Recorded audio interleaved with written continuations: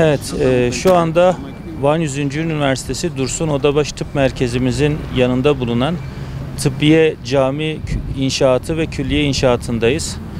Bildiğiniz gibi cami ve külliye inşaatımız 2017 yılında başlamış, temeli atılmış.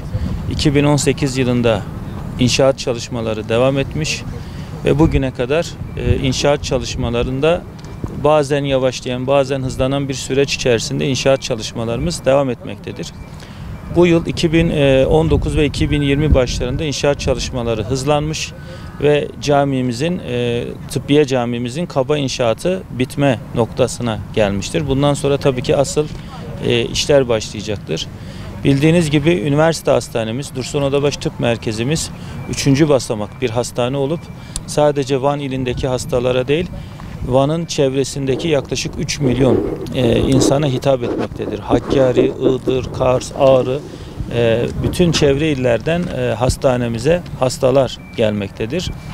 Tabii ki hastalarımız geldiği zaman onların yanında refakatçileri de bulunmakta ve bölgemizin kültüründen dolayı hastayla beraber çok sayıda refakatçi gelmektedir.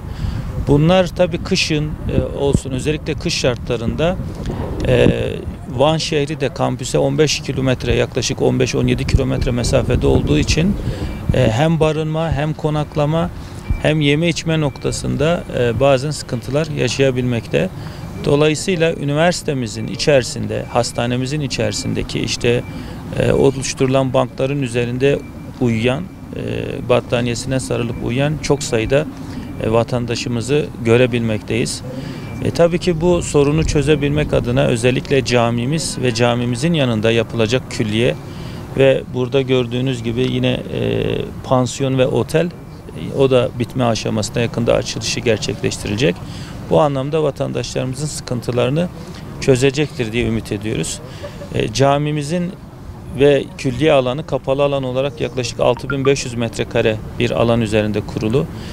Burada kütüphane, kreş, aşevi ve fakir vatandaşlarımız için, yani herhangi bir imkanı olmayan vatandaşlarımız için yeme içme, barınma gibi destek sunacak bir alan da oluşturulacak.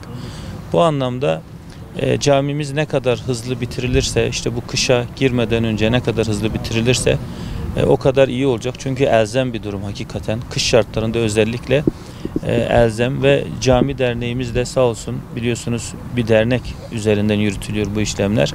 Üniversite arası tahsis edilmiş cami derneğine ve dernek de hakikaten başta Profesör Doktor Mustafa Tuncer hocamız olmak üzere bütün dernek yönetimi, yine dernek başkanımız Mehmet hocamız başkanlığında hem bu caminin yapımı vatandaşlarımızın bağışlarıyla yürütülmekte. Biz vatandaşlarımızın, Van halkının camiye sahip çıkmasını istiyoruz. Bir an önce bitirilmesi için desteklerini, cami derneğine destek yapmalarını, bağış yapmalarını istiyoruz. Sizlere de teşekkür ediyoruz. Bildiğiniz gibi burada üniversitemizin hastane giriş yolu buradan artık verilecek. Şu gördüğümüz alan büyük bir otopark olacak. Peyzaj düzenlemeleri yapılacak. Bununla ilgili de çalışmalar hızla devam ediyor. İleride burada ek acil binası yapılacak. Yaklaşık 10.500 metrekare, 3.500 metre taban üzerine oturtulmuş bir ek acil binası yapılacak. Dolayısıyla bu alan cami de biterse İnşallah Erdiş yolundan, Erdiş'ten gelen vatandaşlarımız hem çok güzel, Van'ın girişine girerken çok güzel ve mimarisi çok farklı olan ve Van'a da ayrı bir değer katacak bir camiyle karşılaşacaklar. Bölgede de başka cami yok.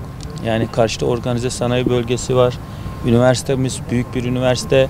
Hastanemizin yaklaşık 2000-2500 çalışanı var.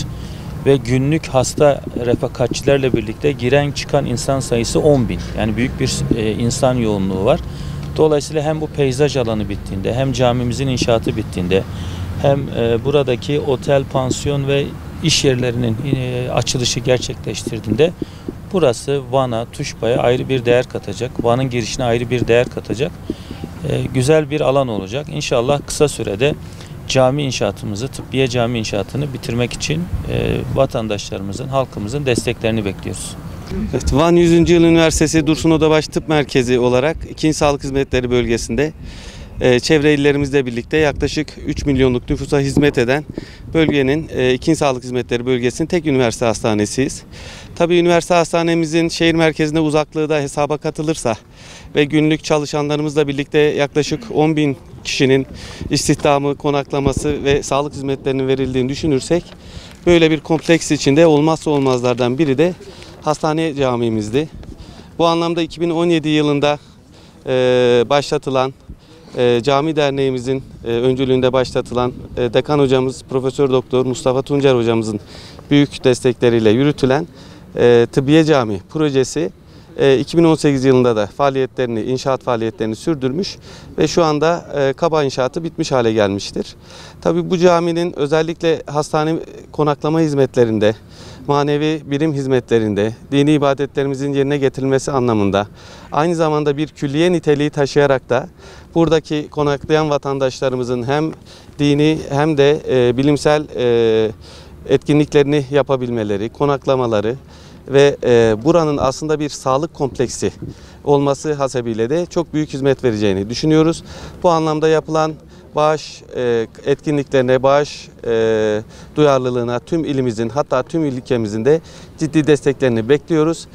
Tüm hastanemize de, tüm ilimize de, tüm bölgemize de şimdiden hayırlı olmasını diliyoruz.